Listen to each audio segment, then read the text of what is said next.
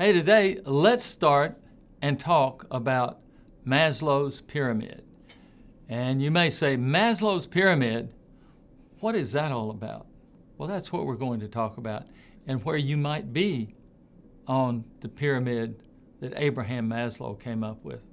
I'm Dr. George Flynn, and we're going to talk about that today because Abraham Maslow came up with this thesis. He published it in 1943, and over 70 years ago. And he came up with this theory, and he came up with this pyramid of your phases, where you are in life. Now, I drew the Maslow Pyramid, and you can see my art skills are not that great. As a matter of fact, I almost failed art in the 7th grade.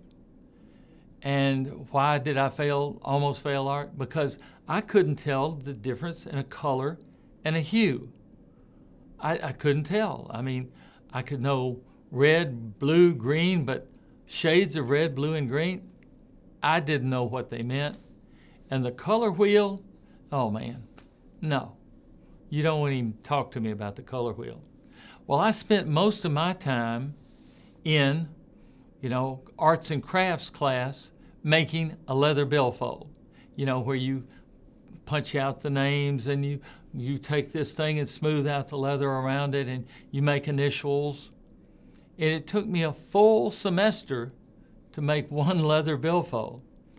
That's how slow I was at it, and we're not all great at everything.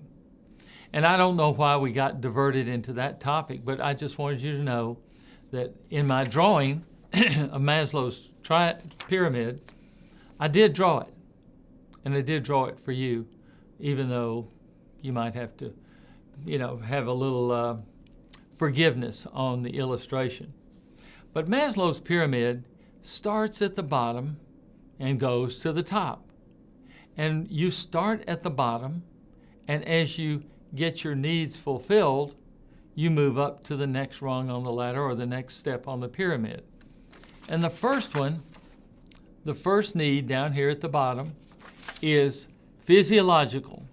That's food, water, heat, and rest. Food, water, heat, and rest on Maslow's pyramid. So if you don't have food and water, if you don't have anywhere to rest, if you don't have heat in the wintertime and cooling in the summertime, you don't have to have all of that, but it sure is nice. But you definitely have to have food and water and a way to rest. So that's the first thing you've got to have for you to survive. So that's the bottom area. And we may have all started there, or we may all be there at one time or another. You see some homeless folks out there. They don't have a place to rest, so they find something, but they do need food and water. And some have problems with the hot and cold. But that's the first rung. You've got to get there first before you can go anywhere else. The second rung up here is safety. Now, once you've got your food and water, you've got to feel safe. You got to feel like you have a place that you don't have to constantly look around and look over your shoulder and, somebody's not. You got to have safety to be able to function well. Now, a lot of people don't have safety. And that's a big problem because they're always looking for something to happen. It's very hard to be very productive if you're not safe, if you don't have the safety and the assurance that you will be safe. So you've got food and water, something to eat and drink, got a place to lay your head, and safety. There we have safety. Next is relationships. That's right, relationships. That's the next rung. Once you have food and water, safety, you can begin to have friends, a family. You can have certain things that go along with having that family. You can belong to organizations. You can have different types of relationships. And so that becomes fairly important as you go up the hierarchy, the pyramid. Then the next one is esteem. If you have something that you are doing for the better good, you're volunteering somewhere, and you're helping others, and you are, a resource for people that are in trouble, you can help them. Now, if you don't have food and water, if you don't have safety, you don't have some kind of relationships, friends and family, it's very hard for you to, help others, because they need to be helping you, actually. But that's where I want you to figure out where you are on this pyramid. And you can be at different places at different days and different times of the day. Then we come up to self-fulfillment. That's at the very top, where you can take care of yourself. You define who you are. You can, life goes on. You're capable of reaching your goals. You feel strong. You're doing your best. You're putting a positive outlook on things. That is your self-fulfillment. And we see a lot of gurus and a lot of people having self-fulfillment courses and books and self-help books. Those people have got all of these needs met up the triangle, up the pyramid, we'll call it. It's, it looks like a pyramid triangle to me, but psychological, physiological, safety, relationships, esteem, and self-fulfillment. At any time, and here's the problem. At any time on this, triangle or pyramid, you can drop down or you can move up. You just got to know where you are on the pyramid. Otherwise, you get kind of confused. What am I doing here? A lot of people say, what am I doing here? Well, they may be at the self-fulfillment thing. They say, what am I doing here? I don't even have safety. So they've just dropped down. And you have had times in your life when you had the esteem, you've had relationships, you have everything, and you get sick. You get sick. What happens? You drop all the way down to the bottom. Now, you may have safety, but you get all the way down to the bottom. You may have relationships to help you. You may, have self-esteem here, but it's hard.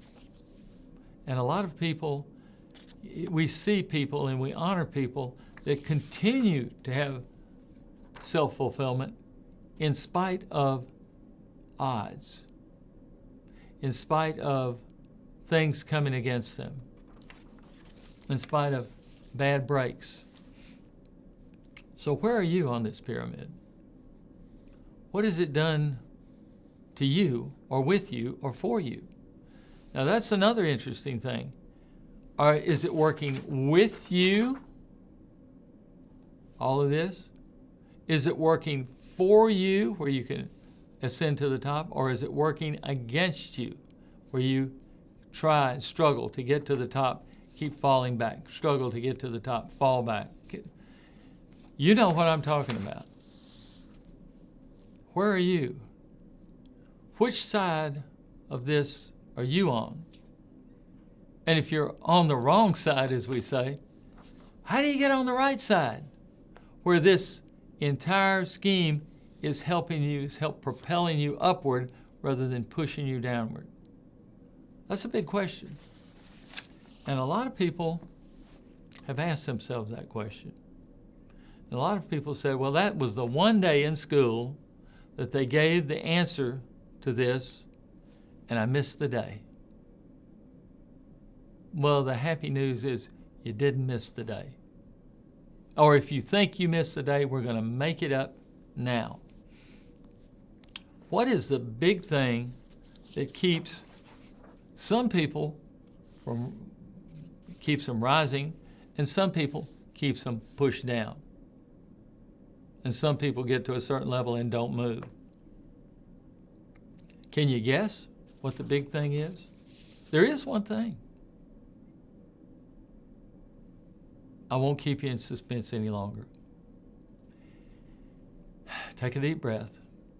You're getting ready to learn something. This entire scheme is affected by one primary thing that you can control: your attitude. Yes, what some people say, that's too easy. I can't control my attitude. I'm saying, yes, you can. You can have an attitude of the world's against me. Everything I touch is going wrong. That old song, that I dislike tremendously, Born to Lose. I don't dislike the artist. Plenty of artists have done it. Born to Lose. You get that attitude, and where is the triangle going to push you? Down. You're expecting to lose. You're going to lose. Yes, I'm going to lose. I'm going to lose. It keeps pushing you down. Even though you struggle. You think I'm struggling to get to the top. Bam. Get thrown down. And then you get down there and say, I knew it was going to happen. I had a feeling in my bones. I knew that was going to happen. Whereas the other side of it is, well, we'll take the middle part. Middle part is, I am where I am. That's all I'm ever going to be. I'm right here. Here it is. It's going to get no better, no worse. So you get to a certain point, probably you have, food and water, you get a little safety and get some relationships, but you don't do anything else. And you just stay there. And you live your life, work till you retire. Then your dream is to spend the rest of your life on your front porch, on a front porch somewhere, not working, not being productive. Now, the very last part is the good attitude, the attitude that things are going to work out for me. And this is a mental attitude. Things are going to work out for you. If you accept that attitude, you just tell yourself that every day. Things are going to work out for me. Then, no matter where you are in this pyramid, it will push you up to the next level, and then the next level. You're continually being pushed up by your attitude about yourself, by your expectations. We don't even have to call it attitude. Let's call it expectations. You expect to go to the top. You expect to do things rather than expecting for this to push you down. But you expect the good things. And I'm saying it's just as hard to expect the good things as it is to expect the bad things. It takes as much mental energy, probably a little more mental energy to expect the bad things than the good things. But the good things, as you get them, they give you more energy. You're propelled further and further up. The bad things, more and more negative energy, you're pushed down. So I just wanted you to see that and see, you're in control. That's the good news. The good news is you are in control of your attitude. Now I'm saying, you make the choice, do something good with it, and I will see you next time. Thank you.